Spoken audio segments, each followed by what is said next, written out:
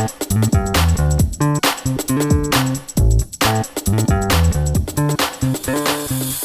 Property Podcast comes to you with thanks to our friends at Trafalgar Square Finance, leading independent specialists in mortgages and all types of property finance. Whether it's buy-to-let, development or bridging finance, Trafalgar Square can help you organise your funding for your next property project. Exclusively to listeners of Your Property Podcast, Trafalgar Square offer a free one-to-one consultation. So whether you are a portfolio landlord looking to raise funds on your existing portfolio, or if you're just starting out and want to find out if you are eligible for a buy-to-let mortgage, Trafalgar Square Finance can help. It's easy to book with one of their experienced consultants by simply visiting yourpropertynetwork.co.uk/finance. You can find this link in the show notes for more details. Hello and welcome to Your Property Podcast. My name is Michelle Cairns and with us today we've got Grant Erskine. Hi Grant. Hi, how are you? Very well, thank you. It's good to have you on finally. Good to be here. Yeah, it's great. You've been kind of on my radar for a while in terms of your expertise, and I'm really glad that we've got to this point where you're on, because I know you are a very busy guy, and for anyone who follows you on social media, I'm not sure how you manage to do anything else because you are constant. I'll tell you the secret. I'll honestly tell you the secret. Tell us to everybody, have a good team around you and try to delegate and not do. It's really that simple. You know, for anybody who's trying to grow their business, no matter what it is they're doing, because I've been there from starting in the back bedroom of a house on my own, right, where I was doing everything from the accounts through to the marketing. Now I'm very, very lucky that I've built a good team of architectural staff with me that affords me the luxury of time to get other stuff done. Yeah, absolutely. And I think you've hit the nail on the head there. It's, especially social media, it can seem like we've got lots of time for different things. But actually, as you say, when you've got a team in place, you could buy time. You could buy the time for having somebody manage your social media, as well as, do multiple projects and different areas of the business. So for people who don't know what you do you want to just sum up in a nutshell what it is you do? Sure. So we're a full service architects practice. We're based in Manchester, but we've projects from at the minute right over on the west coast of Wales I've committed in this trying to say this, Fowelly, I think it's pronounced, way over on the west coast, right across to the east coast. We've got their project last year in Scarborough. Then up the North Lakes, looks like we're getting one over the border. We're sort of having a bit of a dance, but looks like we'll be getting one in Ecclefechan over the border. And then we've done right down through the spine of the country.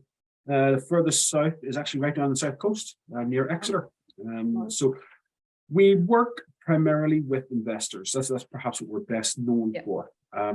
It's not when I'm actually talking about the business, I say that we have about an 80-20 split. So about 80% is investors, and that's anything and everything that an investor does, whatever's fashionable, I suppose is the way to say it. So we were there when HMOs went boom, then when everybody started talking about assisted living and planning gain, and in the very early days it was all about strategic land development and housing developments, and we've seen the ebb and flow and the fashion, and in the last year we're seeing actually more workspace become fashionable again. People are looking at alternative investment vehicles. So that's our 80% investors.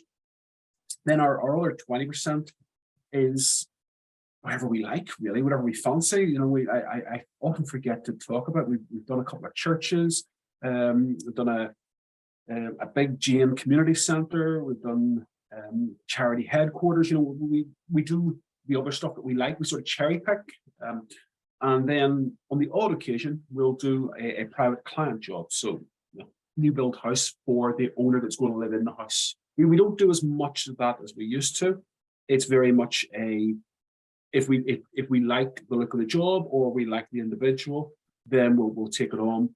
But it's just a choice when we want to do it, sort of thing. We don't actively chase house extensions and that sort of stuff.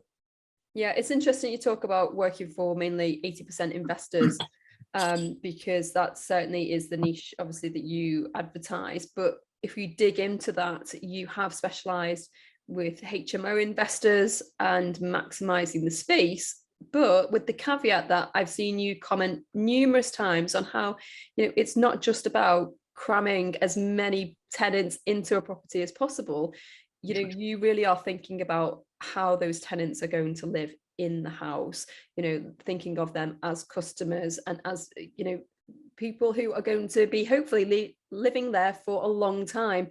And that's very different than certainly the traditional route where it's okay, like how many times can we carve this up to cram people in. So do you think that there's been a shift? Has there been a shift from investors wanting that, or is that just your own personal?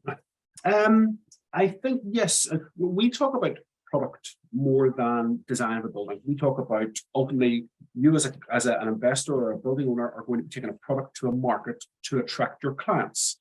At the end of the day, yes, you know, we can squeeze 20 bedrooms into a building in the arse end of nowhere, and you're finished up with this beautiful HMO that you can't rent. And it makes no sense to anybody then, because as an investor, you're stuck with an asset that isn't making any money. As a service provider, I now have a client who's not thinking about his next project because he's stuck with his money in that project. And there's a whole thread through it that ultimately we're always banging on that it's not necessarily about the numbers, it's about the experience of your client. And it's something that we're seeing more and more. You know, I'm sure you know, you've been on the circuit for quite a few years. I'm sure you remember going into let's say a PIN meeting 5-6 years ago when everybody was standing up and going, I'm looking for property in Salford, I'm looking for property in Salford, and you could see it was a lot of people who weren't really investors, and certainly weren't developers, but they had money. And it was a very lucrative place to put your money at the time, you know, because you know, buy a 3-bed house, stick a bed in the living room, and there you go, you had an HMO. That was sort of the very early days of it. We're now seeing it is a lot more sophisticated market. In part driven by the tenants. Tenants are a lot more switched on. They know what they want. There's a lot more choice from them. So that's brought the whole standard up. It's a lot more expensive now to do an HMO than it was, what, 5, 6, 7 years ago. You know, not only at the purchase price of the property, you know, back then, sort of in Salford, you're still picking up 4 or 5 bed houses for maybe £125,000 in Salford. You know, you're not getting anything at double that in Salford these days. And you were maybe refurbing them at 10 to 12k a bedroom. We're now looking at sort of 17.5 to 20k a bedroom. So when you look on one hand, a 6-bedroom HMO sort of 6-7 years ago, you could have been doing for sub 300 grand. And now it's not uncommon to hear people saying that they're spending 500 grand on the exact same scheme. It means that the client has to be a lot more sophisticated, a lot more switched on. And I mean the client as in the developer. Right, yeah.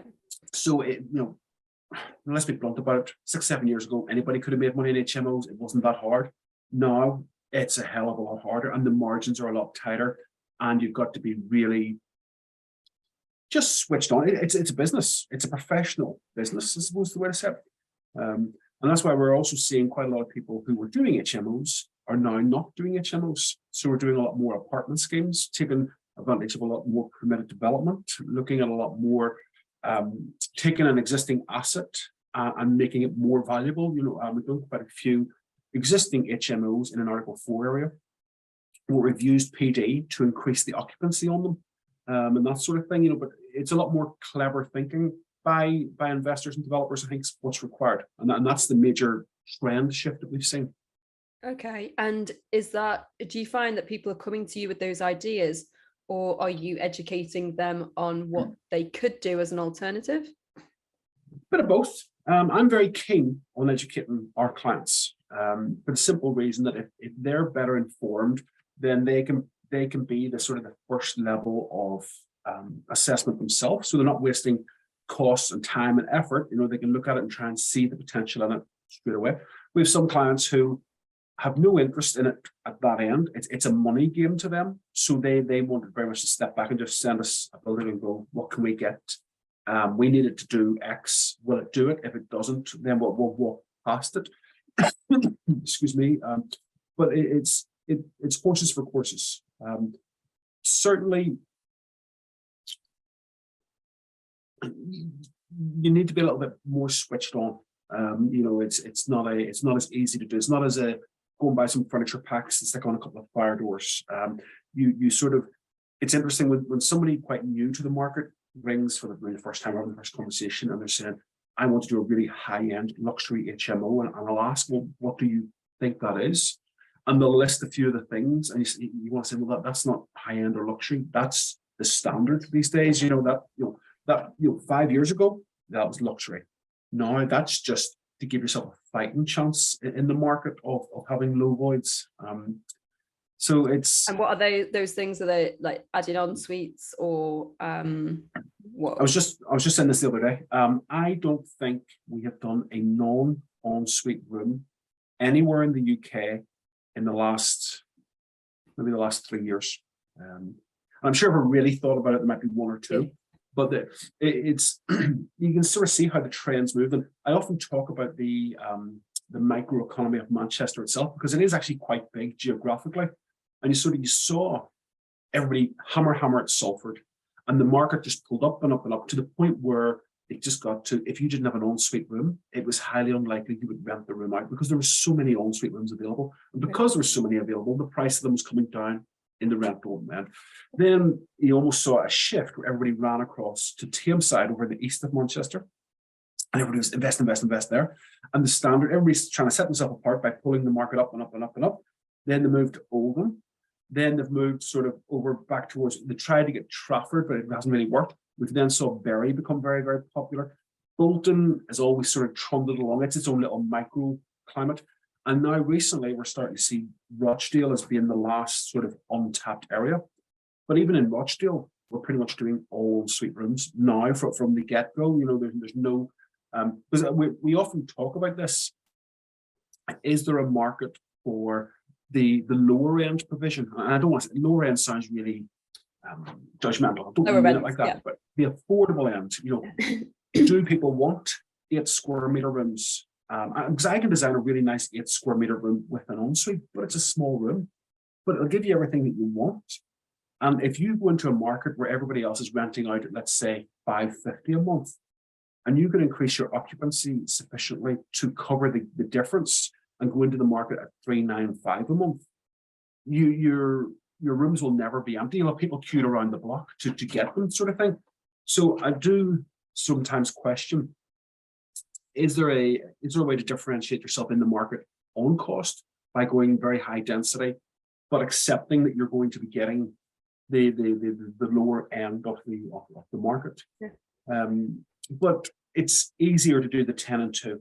We all, everybody does it. It's a model which is easily revalued by the banks. It's easily valued by everybody else. It's easy to work out the numbers. The 10 and 2 being 10 square meter bedroom, 2 square meter ensuite. The standard that we've done hundreds and hundreds of times over the last sort of few years. But yeah, we're always sort of saying to try and set yourself apart in the market. It's another little step up. Yeah, well, how do people who are coming in now, if you're saying obviously en-suites are the standard, the larger rooms the standard, how can people add more value to a property? So we've talked about this a lot over the years, and I think it goes back to looking at service. I think a lot of clients make the mistake of thinking that if they use the Farah and Ball paint, or they use the Xperia, and you're smiling, but you know exactly what I'm saying here. The £40 lampshade from Next, and the same color palette. I think a lot of them think that's what sets them apart. I'm a great believer in actually setting yourself apart through a service rather than through a product, through the actual product itself. So can you be, well, we've had different examples of this, a pet HMO go into the market and offering pet spaces, or a vegan HMO. That's one that a few people have done. Single gender, although anecdotally a lot of managing agents don't like single gender ones. They say that they create more problems. But everybody talks about co-live, and co-live is it's a bigger thing. It's an international movement. Everybody says that their HMO is co-live, but when you actually look at the big co-live facilities around the world, 9 times out of 10, it's a community of people doing something similar, and that the living part of it is an addition. So it could be, for example, a community of artists, or it could be a community of off-gridders, or a community of hippies or musicians or whatever. But they're not actually worried about the living space. They're more worried about the community that they live together. Yeah. And it always interests me that when you see lists of the top 10 co-living spaces in the world, never is the one from the UK amongst them. But when you do look at them, they do have there's a lot more emphasis on the co than there is the live. And I think with excuse me, we'll start to see more of that sort of thing come to the fore. And yeah, it's really interesting the shift that's happened, and you've been in the game again for a long time now, so seeing how people are changing what they are what they're coming to you with in terms of projects. And what do you think are any common mistakes that you find investors coming to you with when they say, okay, I'd like let's call it a HMO, I'd like to go up into the loft and extend out and add all this value? The most common mistake is underestimating build cost or being optimistic on build cost. And the thing that I always say, that material prices are fixed. Everybody buys them in the same trade counter. Everybody gets the same discounts. So at the end of the day, materials are pretty fixed. Labor is pretty fixed as well, because labor is based on demand. If there's a lot of demand for plasterers around, then they've got a lot of work on, so their rate goes up. So labor rate's pretty fixed. So within reason, you can get a reasonably accurate idea of how much the job should cost. And in a lot of cases, a lot of people go, oh, no, that can't be right. That can't be right. I'll just write in, say it's 295,000. No, I'll get that cheaper. I'll just write in 190. And you go, how do you think you want to do it? Where do you think you want to shape the money out? So very common for people to underestimate build cost.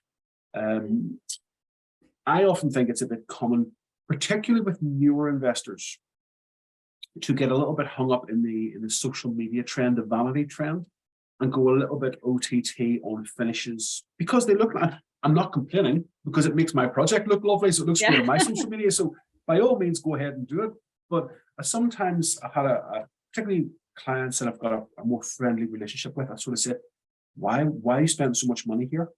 I've never heard of a tenant come in and go, oh wow, you've used this type of carpet, let me give you an extra £25 a month rental on it. It's so I suppose it's a numbers game. This whole business ultimately, it's investment. It's a numbers game. So understanding build cost, but also understanding how to realistically spend your money in the most profitable way is the backbone to this whole thing. It's not the design. It's the realistic. I'm going to get to A. I'm going to have to spend B, and this is how I'm going to do it. Yeah. And do you think, in terms of adding the value, then if they are putting extensions in, they're doing the en-suites, how are the GDVs looking at the moment? So we're recording this in January 2023. Mm-hmm. Things are, they are on the downward spiral at the moment. But how are people matching up the cost of purchasing, your fees, and the cost of the build? How they? I don't think it's any accident that we're seeing a lot more commercial to resi HMOs because of the purchase price. They say it was, somebody else said it once, but it's been repeated a whole lot of times. You make your money at the purchase, and that's a very common phrase, but there's a lot of truth in it. So, of the last, let's say the last 150 rooms, last roughly 20 odd projects. Most of the schemes we're doing are around between 10 and 15 at the moment. I don't think any of them have been a resi, like a house to HMO. I think they're all sort of pubs that are dying, or community buildings, civic buildings, or commercial buildings. Because the price per square foot is a lot lower. Right. And even going back, when I started talking about this, we did a pub in Salford, in Eccles, into 2 5-bed HMOs for a mutual friend of ours, actually. And at the time, I think he bought the pub for somewhere around 110. He's talked about this on the PIN circuit, so I can say it because I've heard him say it publicly. I think he bought the pub for about 110,000. And at the same time, if you wanted a house in the same few streets that you would convert into a 6-bed HMO, it was about 200,000. Wow. So it was already 90 grand less on the purchase price. And because of the size of the pub, we were able to get 10 out of it, 2 5-bed flats. Wow. So I think that's why we're seeing a lot more commercial the HMO. Yeah, and there's higher risk because ultimately you got to go through planning for it. Well, I was going to say, yeah, you've got the plan, especially on a pub. So while we're on the topic of pubs, it surprises me that you would take on a project like that with a pub when they're so notorious for getting through planning. So how do you work with the client, manage their expectations and the planning authority? So the first thing we say is subject to planning. Definitely don't buy it outright. Unless you've got an alternative exit route, don't buy it outright. So we'll talk about that very early. So we'll talk about their primary exit route, and let's say it's an HMO. And then we'll talk about their secondary exit route. And maybe that's apartments, and looking at what sort of PD we can use to achieve some sort of alternative exit. But then, and that's why a lot of it's Florets. I don't know if you know the online agency that sells pubs. They will not accept a subject to planning offer because it's the first way to devalue a property overnight. If it's never been tested at planning, then it's got a price that anybody can set. Right? But if it's already went to planning and been refused, the value of that asset just plummets. Yeah. So they'll never accept the subject to planning offer. But the subject to planning, and if you can't get a subject to planning, you're going to go in then having an alternative exit, which is less risky than the HMO. Because HMOs are contentious. Anywhere in the country, you stick an HMO, people hear it and they just go, head explodes. We're doing one at the minute. It's very, very high risk one for a client in the middle of Ashton. It's right in the middle of the business centre, the shopping centre. It has a lot of high risks. But ultimately, it's in an area which is falling apart. It's in serious disrepair, real bad antisocial. The building that isn't being used, it's been lying empty for ages, and we're ultimately able to make a really good argument for it. Now we are going, I should say, not against planning policy, but certainly if they want to throw it out, they can easily throw it out. But we've made an exceptionally good argument to say, well, look, this end of the town is really struggling. It's got real bad antisocial. It's got real bad littering. It's got a lot of the shops are on their last legs. Surely you want more people in this area, because you'll get enhanced security, you'll get more footfall, you'll get better use of the shops. So ultimately, this is a well-known idea: bring people into the town centres to regenerate them, and then also through into it. You're always complaining when it's a house to an HMO. Surely you don't want this investor looking at houses to HMOs. You'd rather than picking up old crappy commercial buildings. And they've went for, well, we haven't had it approved, so touch wood, it gets approved. But it's looking positive. So you ultimately, you tell a story and you make a good argument. Right. And the inverse of this is when we're talking to clients, we actually highlight the reasons that the planners could say no. That's pretty much where we start as, okay, these are the risks. They'll say no because of that, they'll say no because of that, they'll say no. And then we go, so how do we address these points to give it the best fighting chance? Because the way it was told to me 25 years ago, you imagine a planning officer's at 9 o'clock on the face of a clock. That's no, and that's where they start. And they always start at no. And you've got to bring them the whole way over to 3 o'clock. Yeah. Every little inch you can bring it around the top of the clock to get over there helps you. So just writing a really good planning statement, making it hard to refuse. I suppose that's it. It's not making it easy to approve, it's make it hard to refuse. Is the strategy. Yeah, I like that. And what are the benefits of coming with somebody like yourself to submit the planning application through an architect rather than planning consultant? Okay, I get asked this a lot. I'm going to be really frank, and apologies if you're a planning consultant and you're listening. 9 out of 10 planning consultants I don't meet. I'm sorry, but I don't. This is through experience, and I do have a list of 2 or 3 planning consultants that I really do have a lot of time for, and I do rate them. But the vast majority, I don't. Vast majority, they're very one-dimensional. And I always say this, you got to remember that sort of 30, 40, 50 years ago, there was no such thing as a planning consultant. It was always just the architect. Right.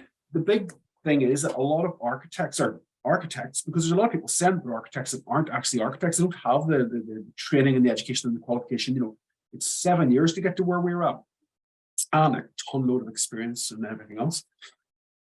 The vast majority of architects are planning consultants. They do their own planning. They understand their planning. They understand it from a wider perspective than just policy. And often the better planning consultants also understand it from a wider perspective.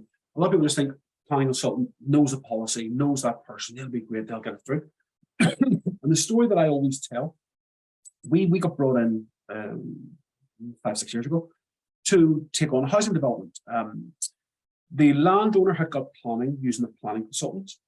The landowner was then going to JV with a contractor who brought us in to do a few bits and pieces, ultimately do the construction drawings. We did all the construction drawings, and the job just wasn't financially viable. The project wasn't financially viable.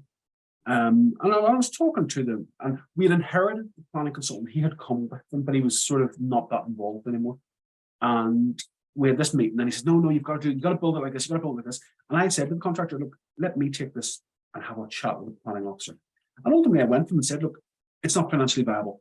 And the planning consultant had agreed to a whole palette of materials, which would have looked lovely, but just made it really expensive. Sort of stone heads and stone coins and stone mullion and beautiful slate roof and lovely. But at the end of the day, it's a northern blue collar town. You can't sell these at £250,000. You can't sell them at £150,000. So I went back to the planning consultant, the planning officer, and renegotiated the position. And they went for it. We ended up getting the exact same scheme, just reskinned.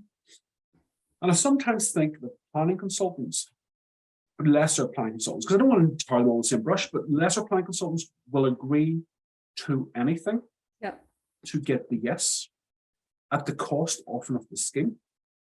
I also think that sometimes planning consultants have a tendency to, I don't care about my success rate.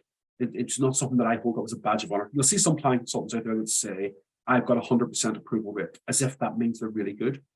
But by the same breath, they don't take on the hard jobs. They don't take on the risky jobs. We could get 100% success rate, and our success rate is in the high 90s, but we take on the high risk jobs. But that's where the profit is. That's for the client. That's where the opportunities are. And if you never try, you're never going to know. So I sometimes just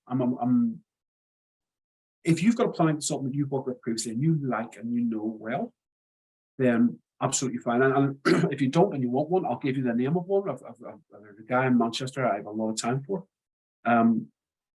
But working with somebody like us, and I mean like a qualified architect who understands the full project from pre-purchase right through to post-completion and will hold your hand. 9 times out of 10, I don't think they would say to you that you need a planning consultant, that they will be able to do it for you. I know we would. And you've got the benefit of having the investor experience as well. So as you said before, looking at the numbers and just looking at it from a very realistic, is this going to get through, rather than can I make this look, as pretty as possible? I was like, and also, do you know what? Sometimes it's worth your while pushing back with planning officers. There's a misconception that planning officers are like the gods that you've got to bow down to and you've got to accept everything they say. It wouldn't be uncommon 4 or 5 times a year. Like one that we're doing at the minute in Stalybridge. It's a commercial building. We're splitting the ground into 3, and then we've got permitted development to do the uppers into 4 flats. And the planning officer came back and said the highways are insisting that you put in this cycle store. But because there's no actual external land, we'd have to put it inside the building. So we would have to reduce the retail space to get it in. It's all doable. But at the end of the day, the client is renting the retail space based on square meterage. Now, under a PD scheme, that's not a realistic request. If you didn't know, you just go, yeah, okay, well, we'll put it in here and we'll accept it. But I went back to, that's not appropriate. You can't ask for that. And the planning officer came back and went, actually, you're right, apologies. I should have checked it already. Wow. So it's just, let's just say, being prepared to push back sometimes and just say, you know what, you're not asking the right thing, or you're being unrealistic. And ultimately, I don't like saying threaten with appeal. But if you get to the point where relations have broken down and you feel that they're incorrect, it's very, very, it's okay to say to them, look, I just want to make sure we're getting all our ducks in a row here, that all I's dotted and Q's ticked, or whatever it is, because when this goes to appeal, I want to make sure that it's streamlined. And it's just saying, you know what, we're that comfortable with the scheme that we think that we will go to an appeal.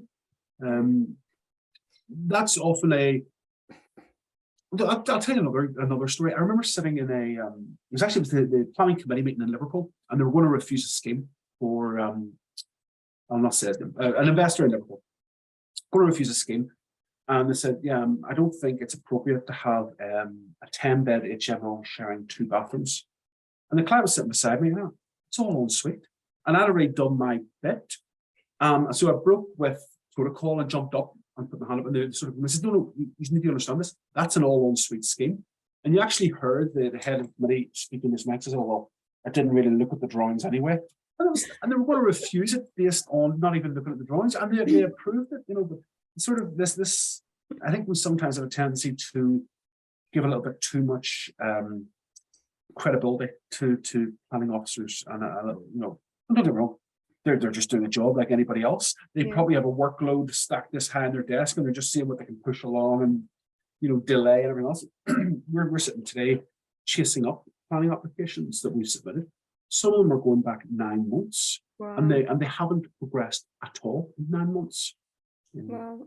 Do you find then that that's changing how people invest in terms of, you said before, subject to planning, because they're just having to wait? Obviously, if you purchase that and you're on finance, you know, that's just blown all of your finance out of the water.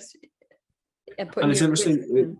So subject to planning is a little bit robust. We'll get some people who will do what do they call it? It's like a 6-month delayed completion type thing. Right. That's not in the current climate. Yeah. We have applications that haven't even been given to a planning officer in 6 months, let alone actually be considered. So yeah, it used to be, it was a lot more popular to do this. You'd be pretty confident that you would hear back within 6 months. Yeah, in the last sort of, and this is pre-COVID. COVID has exasperated it, made it worse. But even pre-COVID, yeah, we have some applications that were in planning for a year, and and I'm just saying, we're too busy. Half the team's off sick. So and so. Like I remember one that, I don't know if you know about how it works in a planning office, but you have your tier 1, your validation people.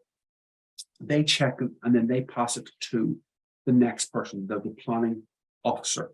Because it really frustrates me that sometimes we will submit an application where we're making no elevational changes. So we'll write on it existing and proposed plans, because it's not changing. Right. And they'll come back to this, oh no, we need them on separate drawings.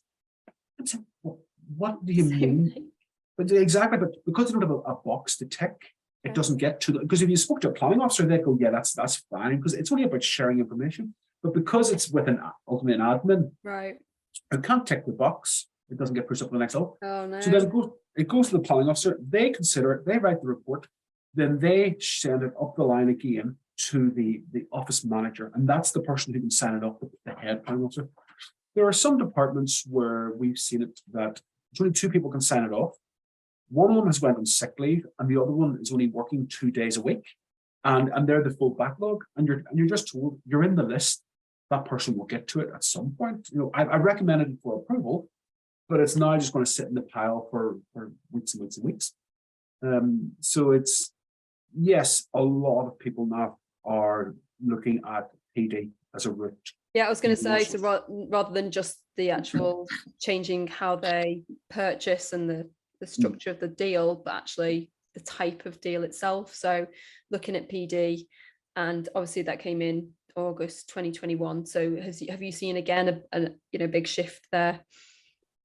Yes. So in August they changed the rules, and it was a rule that it was told to us once. It was called the Jim Halliburton, and I'm sure you've heard of Jim Halliburton, but it's a common strategy that he was doing. I believe he was doing first. Get approval for an apartment upstairs in a commercial building, let's say a 3-bed apartment. Then once it's halfway through the build, you take all your bedrooms, split them in 2, you've got a 6-bed HMO, and you could do it under PD. Now, under the most recent changes to the rules, you can no longer do an HMO under PD. So you used to be able to go from office to apartment to HMO. If now it's only office to apartment. So we're seeing less investors doing HMOs because there's no streamlined route into it. There's no PD route into it.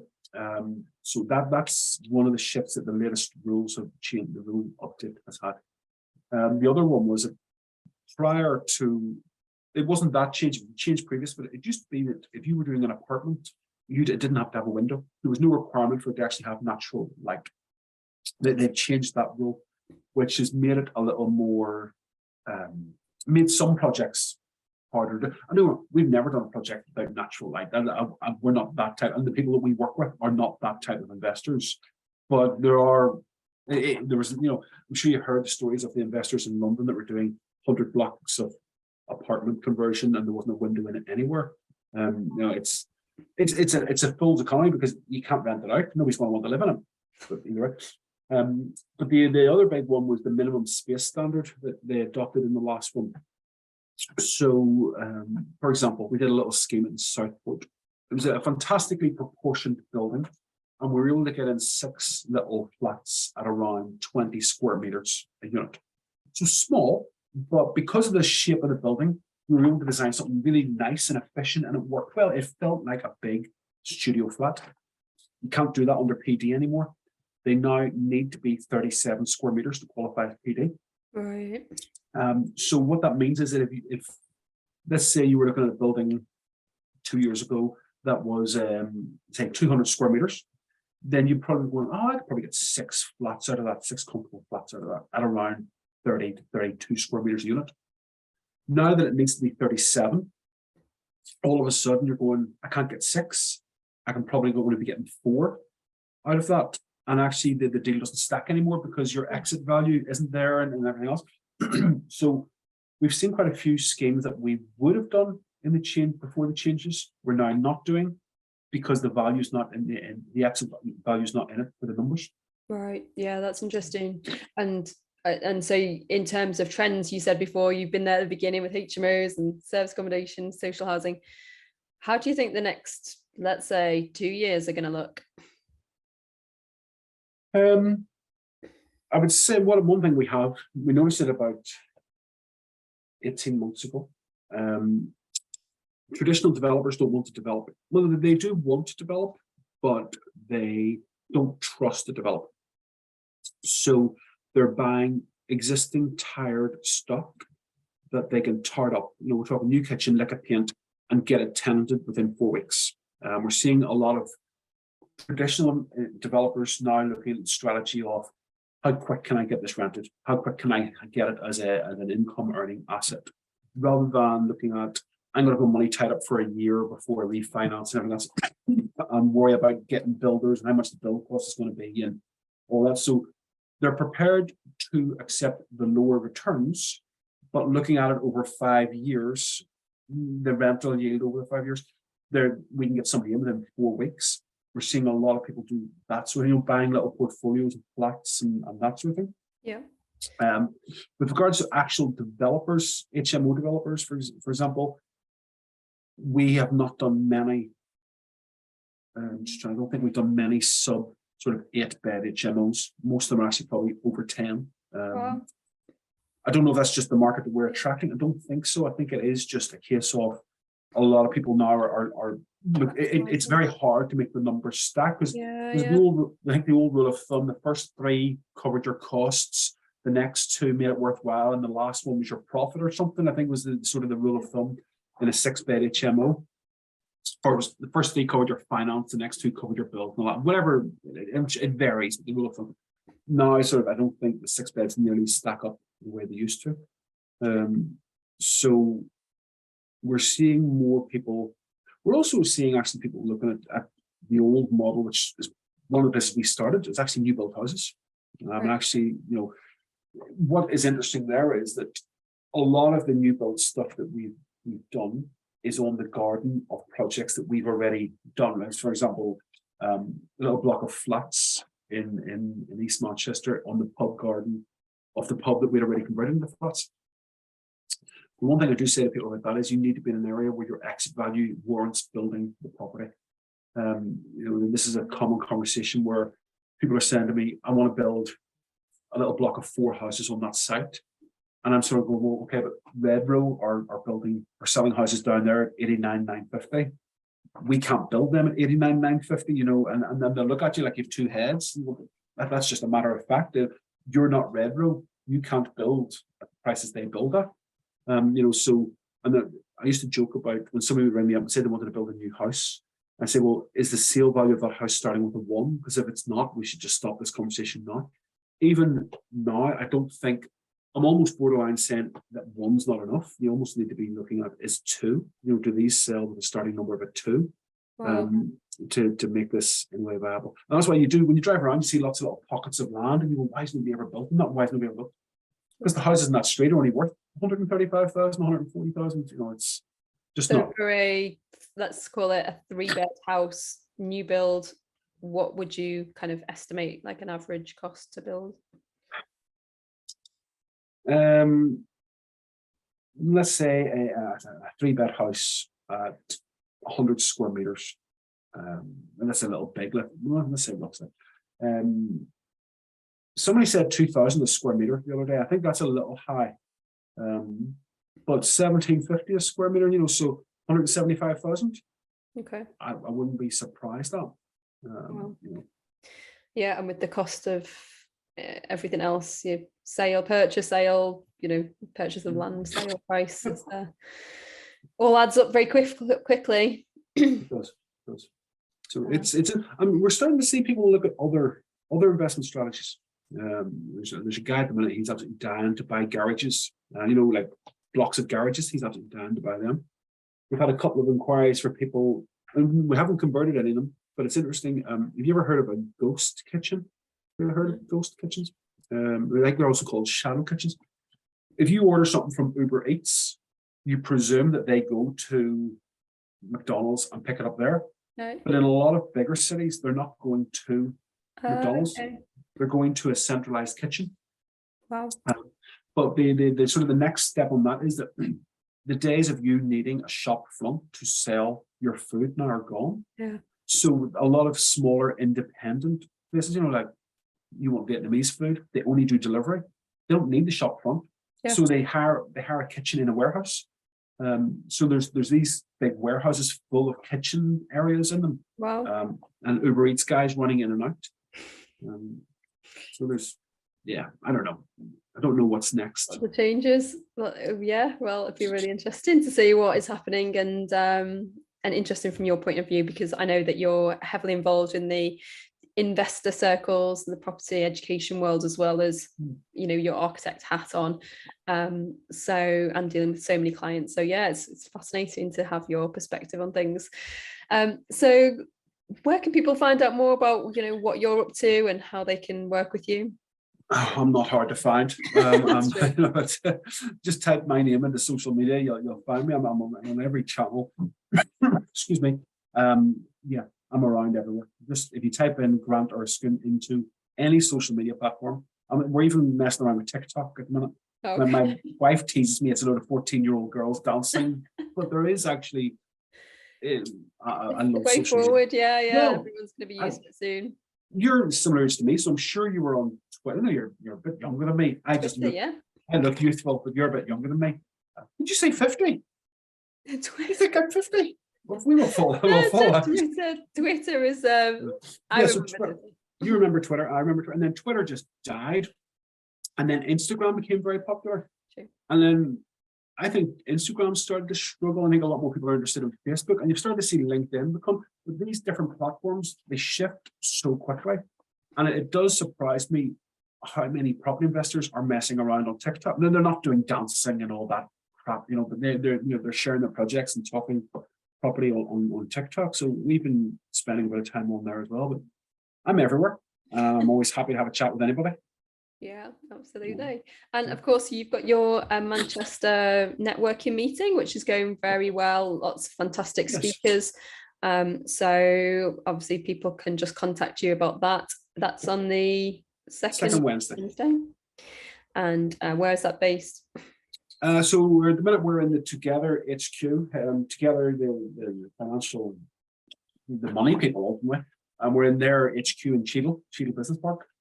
So it's Good. I often said I wouldn't get back into the net because I don't know if you know, I used to own an events company years ago. Oh And I no, always said, oh, I wouldn't get back into it. It's too much hassle, too much work. But it's good. And it's we're fun as well. yeah, it is. And It it's, is, yeah. It's good to stay connected and have few fingers on different pies. yes. Seeing what's going on, and obviously your event's really well attended. You're getting great speakers, so you want That's one of the things we're trying very hard to do, is to have, we joke about it. If it's a speaker that's been on a stage that I've been on, then they're not right for refurb ed because it's I've spoke everywhere and everything else, and at some point I will speak there, but I've done the rounds, and anybody who's spoken on the stages that I spoke on have done the rounds as well. So we're trying to sort of go up to the next level, find the ones that aren't on the circuit but are doing big things. We had John Howard last week. This was just absolutely fantastic. John Howard's just, what he's done for the last 40 years is just crazy. Another level. Yeah, and that's what we're trying very hard to attract, that type of speaker. Great. Well, we'll put links in the show notes to that and to your socials as well, so people can find out more. And yeah, we look forward to seeing you. And I'm one of your members of one of your groups as well, so it'll be great to see you in the new year as well, and following what's happening. It's good to stay together, being part of the community. Indeed. And great. All right then. Well, thanks for your time, Grant. Awesome. See you next time. Talk to you soon. Bye. Bye. And for anyone who is not yet a subscriber to the magazine, please click the link in the show notes for your free 30-day trial.